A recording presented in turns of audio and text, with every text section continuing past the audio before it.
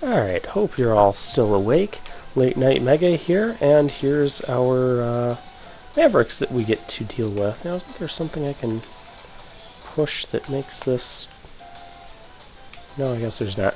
One other thing that's different between the Super NES version, besides all the remixed music that I mostly don't care for, is we get these cool little intro scenes to each Maverick that we go to.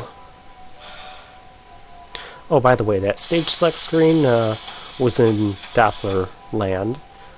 Since all the Reploids there turned to Maverick, we're going to go hunt them down like, we're supposed to.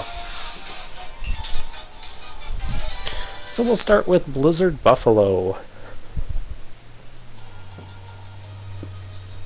I really like the music for this stage, but I like it better in the Super NES version. You're probably going to hear me say that quite a bit. To me, when I first heard this, it just was not the same. And we have ice physics in this stage, unlike Chill Penguin stage. But that's okay. I enjoy this stage. It fits the ice theme very well. And the ice presents some really unique physics, despite X's ability to climb on walls. So I like that this stage was designed so you can't just, wall jump over all the ice parts. And like here, you can't go back up. That's what I kind of like. And we had a strange little room up there. We'll see what that's all about later. Ow. Don't do that. For special weapons for this game, this is probably the game where I least utilize special weapons. There is a secret down here. I just wanted to show that off. There's nothing there right now. There will be something there after we trigger a scene after defeating the first two Mavericks. A little bit of a spoiler alert, but I don't claim this to be a spoiler-free run, so yeah. How could it be a spoiler-free run? Let's ponder that. Okay. And we see a sub-tank up there, which we can't get until we have the leg part, which I think we should go get that. So you want to stay on the upper path if you want to reach the leg part, and a well-placed dash jump can get you there. And this is very different music for the light capsules. Take this leg upgrade. The upgrade will enhance your mobility in the air and allow you to defy physics even more so than Mega Man X2. That's wonderful, Dr. Light. How did you know to put a capsule here, by the way? I also like the how the armor looks in Mega Man X3. Yes, we can now dash upwards because we weren't already defying physics enough. One thing I dislike about later Mega Man X games is that, especially when it comes to the leg parts, it feels like Mega Man's armor was always building upon itself. Like, oh, the first leg upgrade you get to dash. How do I get this thing? Oh, I remember. We use our new up dash.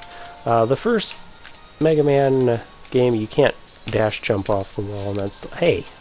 You're getting in my way. You get the ability to dash. X2, you get the ability to dash in the air, horizontally. X3, you get the ability to dash upwards, but in later Mega Man X games, you lose the ability to do that upward dash. I know this can be done. Oh, I would have had it there if it wasn't for that guy.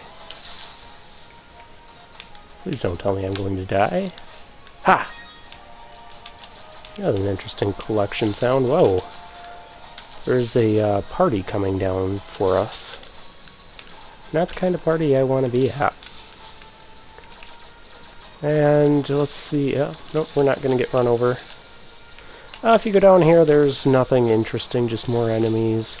Oh, there's a health refill. Yeah, and we slide.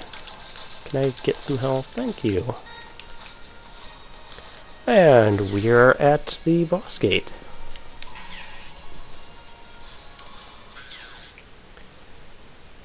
And so this is Blizzard Buffalo. He's not super challenging, but I kind of enjoy fighting him. Come get me.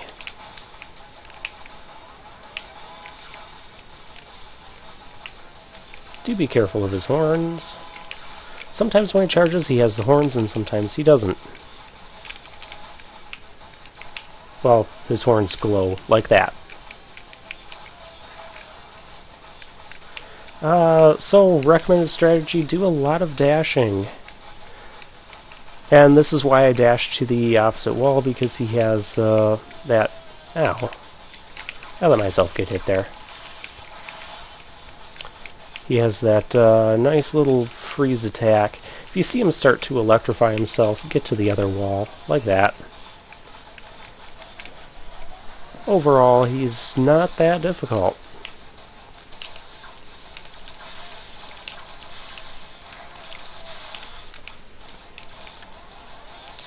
Oh, he's following me. And now he's dead.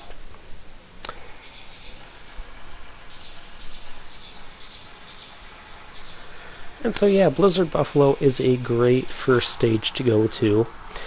There's a couple other reasons I'm going to take a very specific order to this game. I'll get into that after the second guy we go to. And for that, we get Frost Shield. Wait, is that a shield? Who came up with this? No, really, who decided to call that a shield?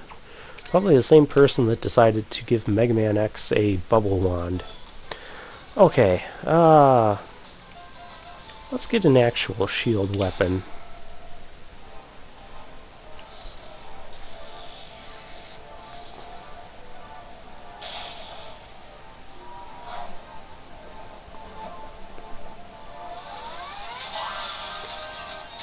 Wait, was that Auto in the background when he slid through?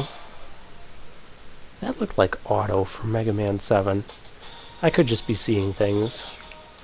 And here's more music that I liked better in the previous, well, in the Super NES version. Now these beams are kind of tough to get if, tough to dodge. If you dodge or try to slide under them while they're, go down. Go! Okay, I guess we can't do that yet.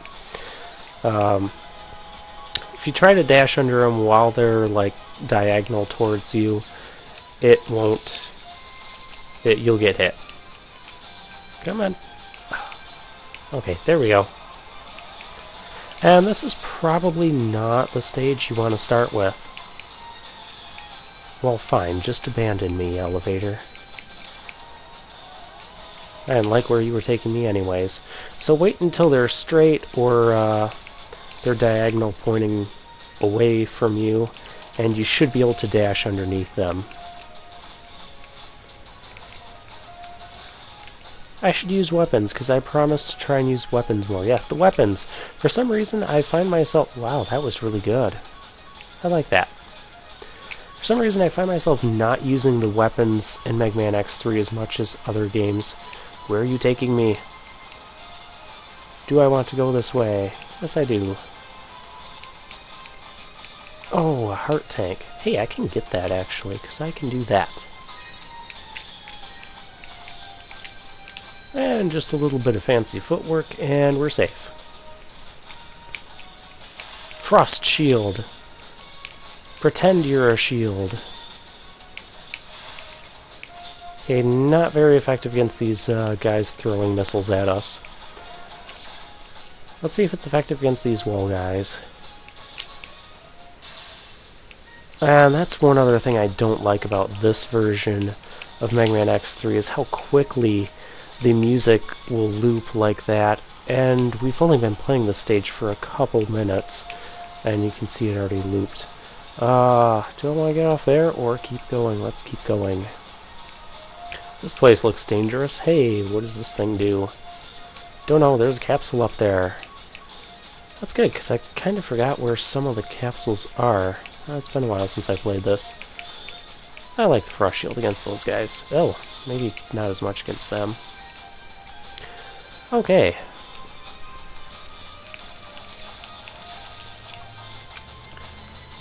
And we have this other weird room. This is where we will fight.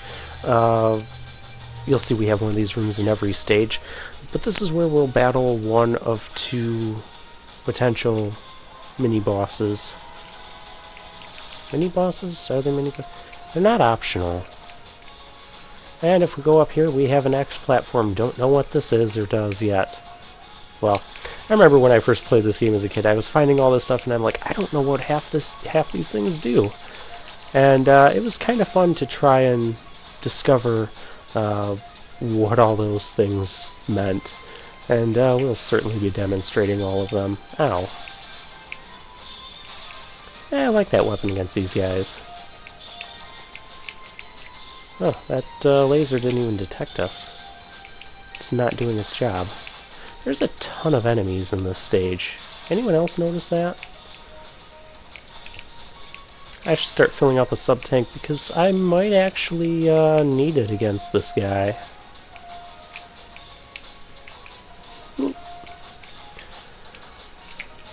Oh, missile guy. It seems to take a long time to get through the menu. The pause seems to be kind of lengthy. Alright, well, we're at Volt Catfish, who's one of the more challenging... I keep wanting to call them Robot Masters. It's like I'm wishing I played the classic series. One of the more challenging Mavericks, especially when he dodges my charge shot. I don't appreciate that. Don't appreciate this attack either. But just hang out on the wall, and he can't hit you for the most part. Let's see, when you don't hang out on the wall, that's what happens. So, trying to dash jump off the wall while charging is kind of tricky with the GameCube controller. And now we're doing his special move. He's going to have sparks flying. This part you don't want to stay on the wall for, but you do want to avoid his dash when he dashes at you. Well, if all the sparks can go that way. This is why he's difficult. Apparently staying in the corner. Oh, stop avoiding my...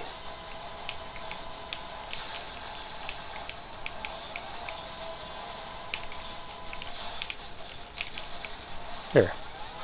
Stop avoiding my charged attack. But I decided to come here because this guy gives me my favorite weapon in the game. And he's really difficult to battle with just the Buster. But that's okay. At least I always thought he was difficult. When I was a kid, I would only fight this guy with the his weakness weapon, which is the Tunnel Rhino's weapon, the drill, and it makes him pretty darn easy.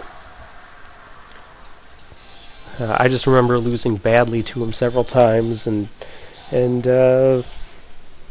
deciding I'm just going to battle him with just the weakness weapon. And I did that for a couple other guys in this game, and when I did my challenge run of no special weapons, no heart tanks, no armor upgrades, no sub-tanks, this guy was one of the challenges I had to overcome. And Triad Thunder, we get an actual barrier-type weapon, and we get a cutscene.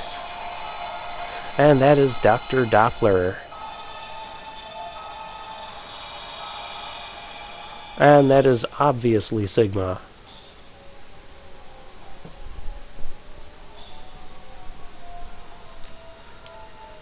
He is the Maverick Hunter I failed to catch last time. Wait, you were trying to catch us? I had no idea he is so powerful. Bit and bite. And here's where the game starts to get interesting.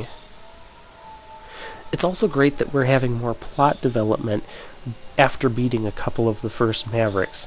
Bring that Maverick Hunter to me, alive if possible. Affirmative, Dr. Doppler.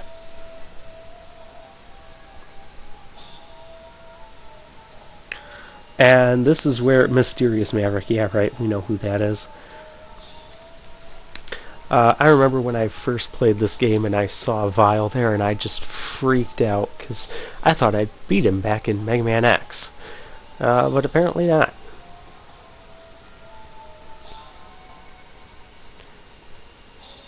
So he's been rebuilt or revived or something, but Vile's back and we're going to have to fight him. However, the fight with Vile is an optional fight. Remember that place we found in Blizzard Buffalo's stage where there was nothing there? Well, if we went back there now after seeing this cutscene, we would see a teleporter to the place where Vile is at.